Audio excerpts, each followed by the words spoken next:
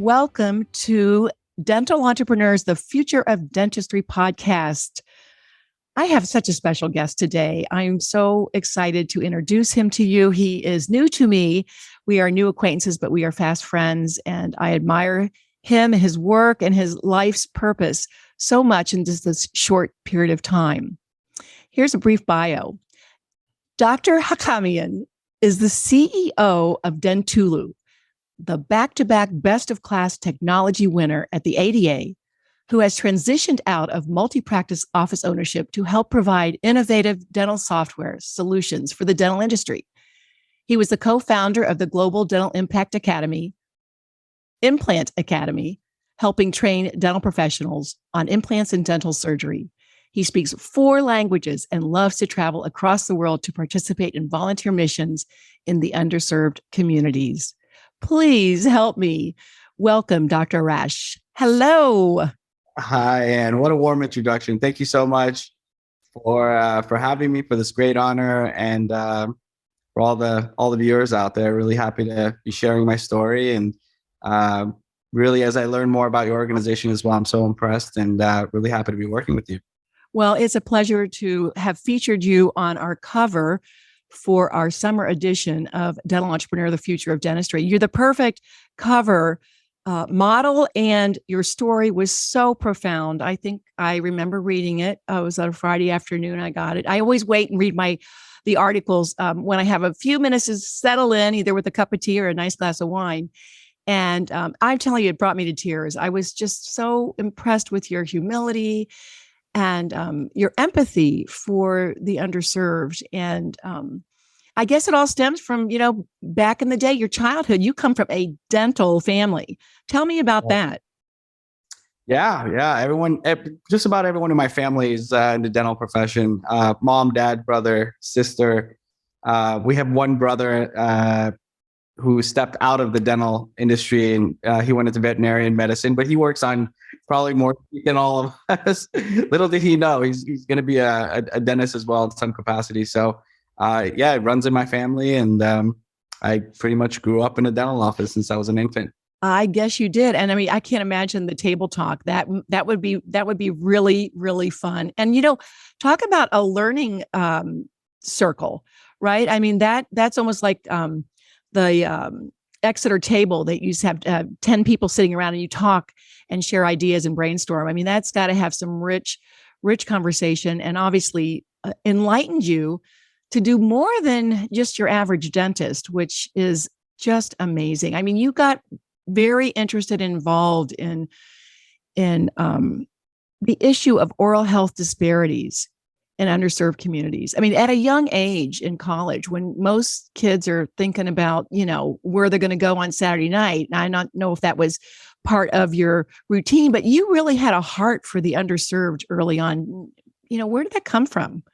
I attribute that to my mom and dad. They've been volunteers all their lives. So even in elementary school, high school, we used to go pass out food and toothbrushes and toothpaste to the homeless community. And so I had a great affinity with working with the homeless population. And while I was at UCLA, I was studying anthropology at the time, and just researching how people act and the behaviors and why they do what they do. And I had the opportunity to lead a IRB approved research project on why there's oral health disparities in the homeless population, and really had the full support of UCLA behind me, and had the opportunity to go out there and spend a whole year trying to figure out why homeless people have, poor oral health.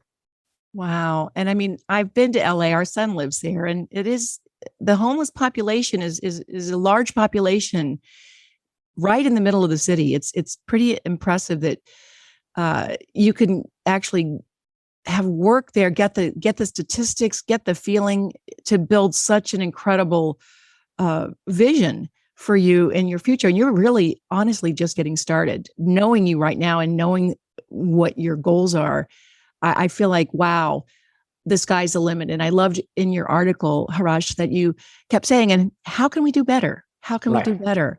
Right. That you're not only a fabulous dentist, a great human being, but you're also a pretty good entrepreneur, because we were talking just before this. You started a company and graduated and then saw the need. This is entrepreneurism, I guess. You see a need and you find a way to fill that need. And so walk us a little bit. You got it. And one of the other things I want to comment on too before we get started on your walk is the fact that you were mentored by so many amazing dental professionals. And I wanted to say kudos to you for being a good mentee, because so often, you'll find a good mentor, but boy, you really sat at their feet, and that, I think that spurred you on to bigger and greater things. Would you agree? Oh, 100%. Yeah. They've been such an starting from my parents and my grandparents, and then, transitioning to college and, dental school and beyond. I've just had some incredible clinicians that I've worked with and mentors, some in the dental industry, some outside of, and really helped shape my career and just my perspective, and I was really happy to be able to share some of those, experiences in the article that was written on in your magazine. So, yeah, absolutely. You definitely, everyone needs a coach, at every level. And I really wanted to avoid making a lot of mistakes that could have been prevented just by, just learning from other people's experiences. And really, I was really fortunate to, have my path cross with some amazing people throughout my career. Some of the greats. Well, that's funny. It kind of brings me back to your article, and you said which tickled me, because I've got 3 kids and 2 boys that played sports, and how you wanted to be in the NBA or the NFL. Was it NFL, NBA, baseball? I'm not exactly sure. Any sport would have been good for you, right? And so, what that means to me too is that you are coachable.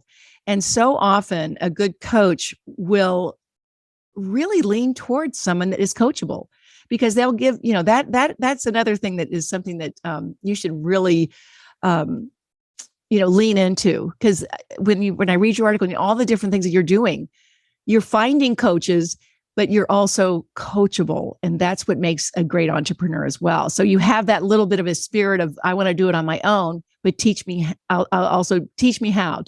right? And how can I be better? So tell us a little bit about that walk to entrepreneurism. Yeah, I think what came with the sports too was a lot of competitiveness, but also I think the understanding that teamwork makes the dream work. So, it really have to work well with others, but at the same time, really stay competitive, think outside the box. And that's what I've tried to do throughout my career. I think they say, necessity is the mother of all invention. And, coming out of dental school, I had the opportunity once I graduated from UCLA, which was an incredible institution. I was fortunate enough to go the anthropology route. So it allowed me to feel comfortable working with people of different backgrounds, cultures, languages. So I did a lot of traveling, doing archaeological digs, excavations, looking at teeth from, thousands of years ago. And that kind of transitioned into me wanting to actually do some volunteer work with some of these organizations that, and NGOs that were serving there. So I think that's one thing I really wanted to do and made me happy. And there was no money involved. I didn't have to write notes. I didn't have to get any pre-authorizations. Just show up and do the right thing, and and help people. And it was just such an incredible experience. And I just wanted to figure out how do I do more of that. Yeah. And at the same time, battling with paying off $500,000 of school loans coming out of dental school. So I was trying to figure out how to balance all that. And I didn't want to go the traditional route of building up necessarily my practice to the point where I would be required to stay there and serve the patients forever, right? So I had a chance, actually, I met Robert Kiyosaki once. He's the author of Rich Dad, Poor Dad. And he said, the best advice I can give you is to start a business and not be self-employed. And he said, the definition, and this is the litmus test that you can do for this, is to try to go away for vacation for a month. And when you come back, the business is doing better than when you left it. In contrast to a traditional dentist, right, which is self-employed, and if they go on vacation, the business shuts down, right? Which is, so that's the fundamental difference: is can you create a system? Can you create an operation that you can step away from and have freedom to go out there and do other things and still come back to the business, not only surviving but thriving? Oh my gosh, that's such a great distinction. For a second, I was going to stop and say, wait a minute, self-employed and you're starting a business. So that is cool. So that's residual income. You leave and it comes back and the money continues when you're not there. That's a beautiful distinction. I hope everyone's really writing that one down. Wow. And so tell me what you did. Tell us what you did then. Yeah. I mean, coming out of school, I knew I didn't want to work for anyone. I wasn't too fond of the traditional, DSO path that everyone was taking. I wanted to really provide the quality of care I wanted to provide. And naturally, I was gravitating towards Beverly Hills and being the celebrity dentist. And, so I went to the best street in Beverly Hills. My dad practiced there for 25 years. I went on the same street and started knocking on doors and wondering if I can work for, one of them and hopefully have them mentor me. And obviously just 3 weeks out of school, no one was going to take me on. No one's going to let you do full reconstruction in their office. No. So yeah, I came home and my dad said, hey, the rent here is extremely high. Why don't you go back and see if maybe you can rent a chair from one of these practices? So went back, same building, like 20 dentists in the same building, knocked on all the doors again and asked them if I could sublease a chair. And this was, this is where all the incredible dentists that you see in magazines, all the superstars are going to these dentists. So finally, one of them agreed to allow me to sublease a chair. And so I was there for about a year and saw how this dentist was practicing, the type of clientele that was coming in. And it was really amazing watching someone at such a great height in their career. But at the same time, I realized that is exactly what I didn't want, right? In the sense that I saw those dentists forced to work, into their 50s, 60s, and 70s, because if they were the sole breadwinner. They didn't have systems set up to have associates. They couldn't step away. Their costs kept increasing. They didn't own the building that they were practicing in. And so I realized within a year, as amazing as this sounded, I'm going to transition into something else. And that was kind of, my segue, moving out of the Beverly Hills area and moving more mobile.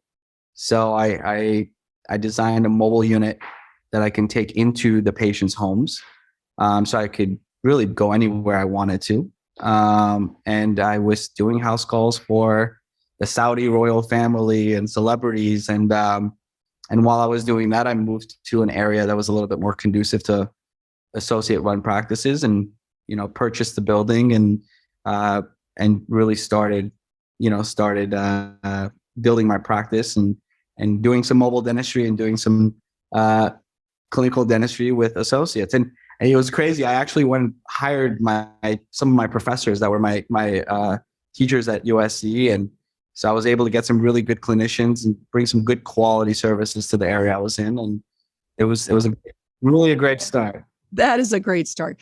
You crack me up. If you're listening, the little thread here. Okay. So many people think that someone as successful as you are, and you were obviously very successful, even from the get-go, they wouldn't believe you knocked on 25 doors and got a no. And then you went back and knocked on those 25 doors. So people, I think some young dentists out there that are graduating, you have to work to build this.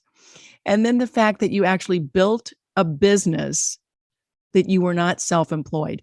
I absolutely adore that concept, because it gives you the freedom to really do what you really want, and to know that it's happening, whether you're using these hands, right?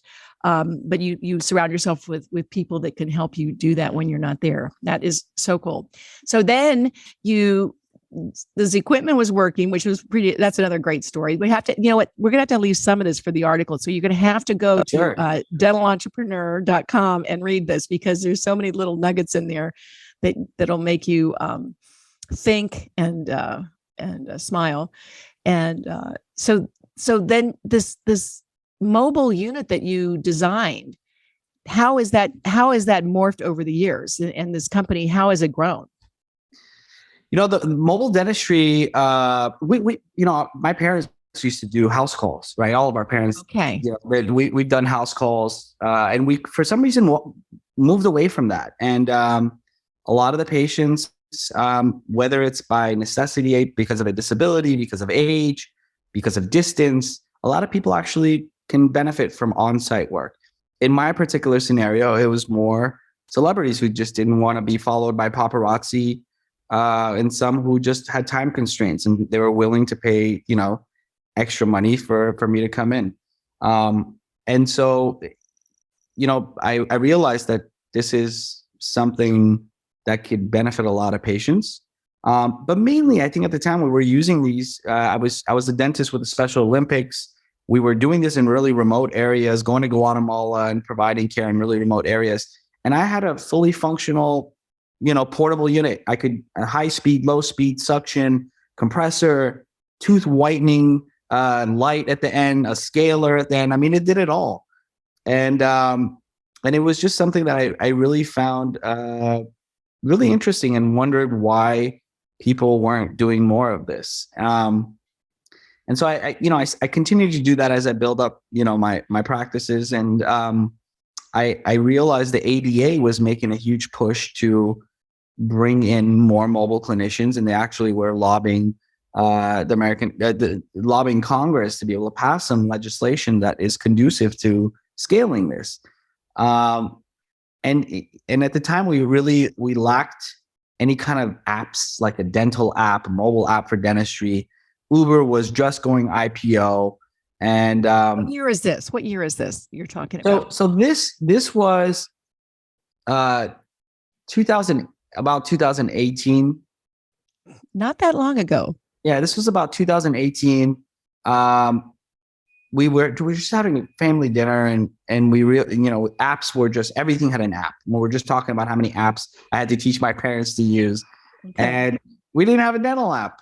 And my brother and I just kind of looked at each other and said, we need to come up with the dental app. And so I Googled app developer convention, and sure enough, it was that weekend. It was in 3 days. There was the annual developer convention was going on in San Francisco. And so we said, this is a sign. We gotta go to this. And I got on the next flight and flew out to San Francisco and showed up at the developers convention. Oh my gosh. See, again, another little nugget here. You got on a flight. It just like, okay, nothing was going to stop you. This is great. I have to admit, I missed the flight and I was walking away, and really the person who's been so instrumental, Mary Gonzalez, she doesn't want to, she likes to stay behind the scenes, but she has just been my rock and helped me in my career and building my office. So she said, Doc, get back on the next flight. Whatever you have to do, this is a sign. You got to get back on there. And so I actually missed my flight and was walking away. And again, having good people around you that support and believe in you. Right. And he said, no, son, go back on the flight. Get back on that flight. Right. Yeah, you're not coming home. I love it. That's so great. That's another little tidbit that we're not in the story. So I like that. Yeah. Oh, Mary. Oh my gosh. So I showed up at the convention. I didn't have a ticket to get in. I tried to purchase one, but they said dentists weren't allowed. This is for developers. This is an advanced developer, convention. And so I actually asked someone, I paid them to get me in as an employee in their, from the company. They were very gracious and let me in. And so I sat in on 2 days of blockchain and, artificial intelligence and coding. It's just way over my head.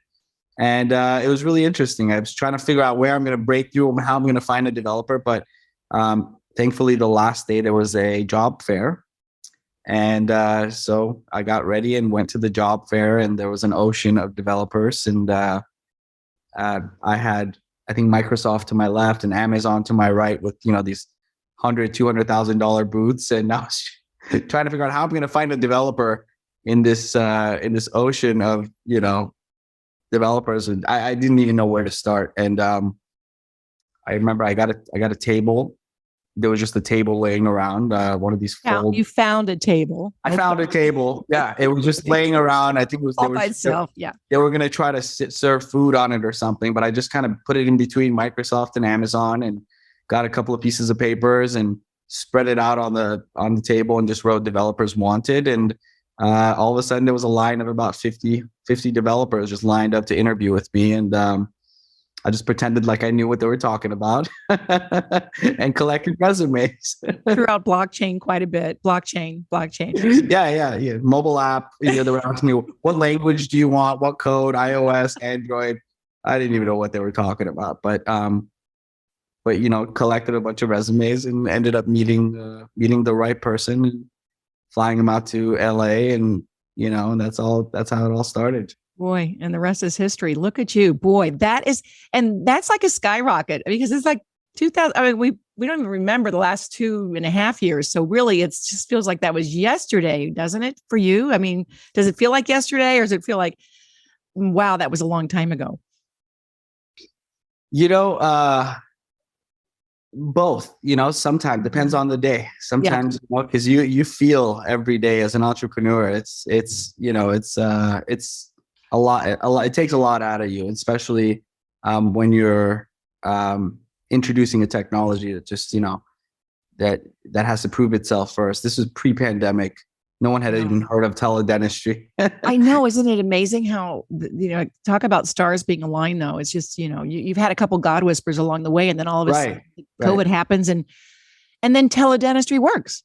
And I mean, you almost have to have something like that major shift.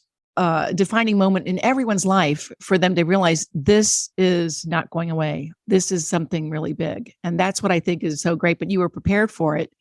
And obviously you're a visionary because you prepared for it before you knew that the demand would be so great.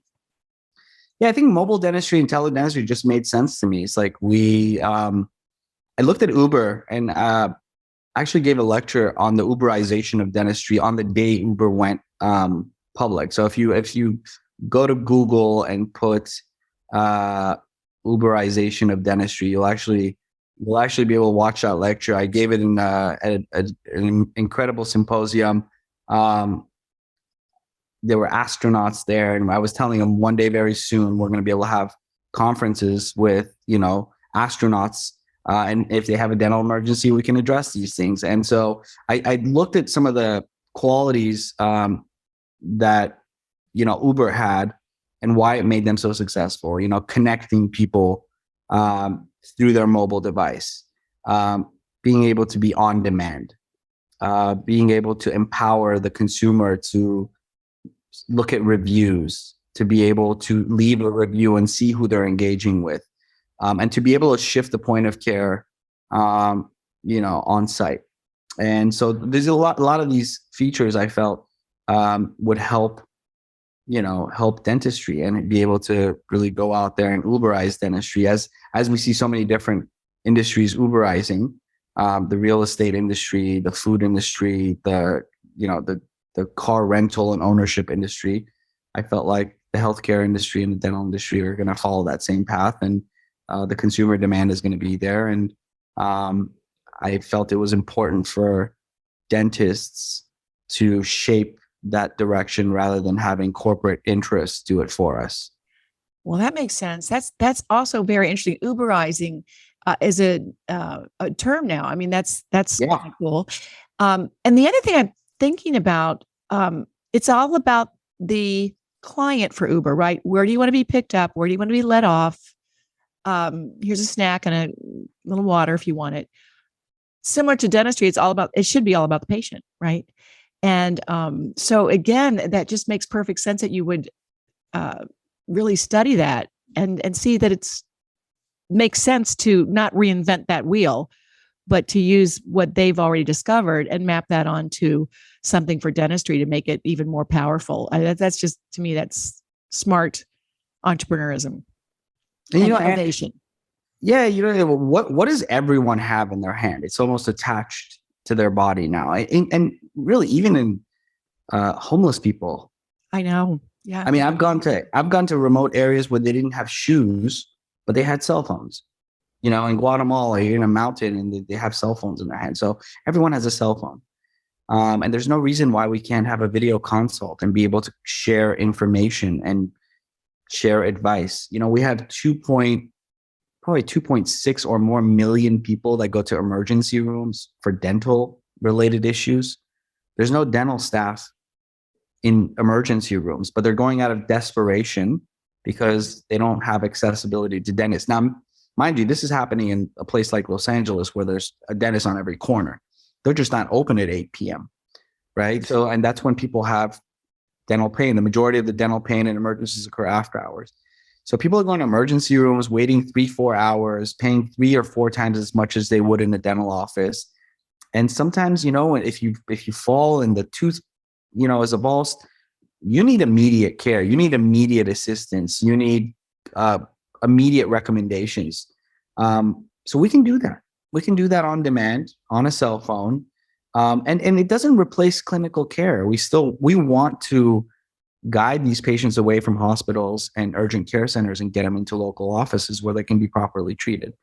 And so, it just makes total sense. Starting virtual and then facilitating the care on site to local offices. Yeah, I think that's really smart too. It kind of, for lack of a better word, it dips them into dentistry and shows them that they can be cared for because they're fearful, and that's what keeps people away. So you get someone that's caring and can actually solve your problem and actually save you time and money. I mean, there's it's enormous the amount of work that people can't go to because of emergency problems with their teeth, and they just keep putting it off. That's where the emergencies come from, right? But if you could do it in your privacy room, and I think the other thing is embarrassment. There's so many layers here, right? For the common folk that they're just they like you were saying, even about celebrities. It's so funny how, to me, it's amazing how you work in missions and you work in underserved countries and communities, and then the exact opposite, the rich of the rich. And there's still something common about them. They don't want to go to the dentist. They want to do a teledentistry or be seen in person. Just they don't want to have that stigma, I guess. It still can be scary, and you can alleviate a lot of that just by communicating in the relationship you have with somebody like we're doing right now on Zoom. I'll tell you, the other thing that was so amazing that you talked about was the mouth cam. So you're still innovating new procedures. I mean, you're just not going to stop. You're young, and you've got great people around you, and I know that your teams are going to continue to grow because good people find good people. But I mean, the mouth cam thing, that was like the price point was amazing to me, and I admire the fact that you can. I mean, can you imagine the first oral camera? I mean, what was it like like $50,000 way back in the day, right? I mean, it really was. And so the fact that, you've figured that out, how to make it affordable for people that are interested in this kind of work is amazing to me. Yeah. One of the things I used as a tool in my office was I had a big screen television in every operatory and an intraoral camera and patient education videos. I couldn't practice without those tools. So I would just put a camera inside everyone's mouth, take pictures, but I would also be giving them a tour and educating them. And, it helped me not only have more educated patients, more compliant patients, but it helped establish trust. They could see what's going on, and they were so much more engaged. But, intraoral cameras were thousands of dollars. And when we started using teledentistry to communicate with patients, we realized it's hard to shove a telephone in your mouth. And so at first, we were trying to figure out how, and what's really important is that we provide care at the same standard that we do in dental offices. right? We don't want to do things that are below the standard of care. So in order to really have proper diagnosis, I think we need to see what's going on. And so, we tried attachments on cell phones, and we tried all that. Nothing was really effective. And so we started looking at intraoral cameras and looking at, if we can make these cheaper. And yeah, we now have a line of intraoral cameras that are less than $50. They can not only share video, but also photos of inside the patient's mouth. And you can use it for so many different things. You can use it for periodontal patients who you're checking to see how their perio is progressing. You can use it for emergencies. You can use it for monitoring your implant patients and your gum grafts, your extractions, and you can see how these things are healing without having the patient drive all the way back to the office. And it's such a good patient retention tool. Your patient has one of these, and guess what? If they have an issue, you're there, you're accessible, and now you can get paid for these. Yeah, They're actual reimbursements. So I'm really excited. I think, I don't want to overreach, but I think within the next 10 years, this is just going to be a part of every single standard, emergency kit. Just like you now have you'll have wearables that could tell you blood pressure. They can tell you heart rate. This could be used as a tool to provide remote patient monitoring for patients remotely. So, and the price point is just incredible. And I have to tell you, one thing we're doing, which is I think extremely exciting, just beyond exciting for me, is we're incorporating artificial intelligence to be able to evaluate what these cameras are reading, right? So patients can now, or not, in the very near future, scan their own mouth, and it will alert them when there's plaque, when there's calculus, when there's a cavity, when there's recession. Wow. And that will initiate a conversation with the dentist and hopefully get the patients to want to come in rather than us having to constantly call them for recalls. Well, the other thing it does, in my mind, is it also gives them ownership of their own mouth. They don't even know what their inside of the mouth looks like. If you see a crack in the back or a tooth is broken or whatever, you'll take ownership on that versus somebody saying, "Oh, you got a crack back here and you need to." That's right. Fix. So, I mean, that's another thing. They'll take more ownership and more, care of their mouth because they know what's on the inside because you can't see it without it. So that's so cool. Oh my gosh, put on the big screen. We're going to have some budding dentists come out of this too. These little kids that are their mom and dads are using this thing. And I mean, the sky's the limit. I mean, really, when you open this door, Arash, I think that you've opened a door to so many more discoveries and so much more growth in your company and in the world of profession of dentistry. You're just a beacon in this industry. And how can people get in touch with you and hear more about Dentulu and all the things that you're doing? And tell us where. Yeah, I mean, we first of all, as a provider, whether you're a hygienist, you're a dentist, a specialist, we invite everyone to create a profile on Dentulu. We've partnered with Walgreens. We've partnered with LG televisions. We have consults available on smart TVs now. I mean, anywhere there are people, we'll be able to capture them right where they're located. And on the other end, we need dentists to take in all these patients. So if people are looking for new patients, go on Dentulu and make yourself a profile. Me personally, I'm always available. My email address is arash@dentulu, arash@dentulu.com. And it would be my absolute pleasure to help educate and advance teledentistry and mobile dentistry. And just, to me, there's no difference. It's dentistry, Right. Just be able to offer any kind of assistance I can in helping the new generation of dentists coming into dentistry, and also some of the retiring dentists like my father, to be able to still participate in dentistry without necessarily, having to have the burden of brick and mortar, practices and running a full practice. It sounds like it would align. I mean, give you another avenue for income, but also just an avenue to grow and to be giving back. There's so many different things that you can do because, again, your experience has been the low of the low and the high of the high. And there's a lot in between, and then people can be involved. So I just want to say thank you so much. Thank you for sharing your story and being our cover doc for the Dental Entrepreneur Summer Edition. And just thank you for your friendship, because we know each other now, and I think a lot of new people are going to get to know you as we go forward. So this podcast, you'll be able to find it on the Future of Dentistry. And everybody, we thank you, Arash, for this beautiful podcast today. And most importantly, everybody out there, keep doing you.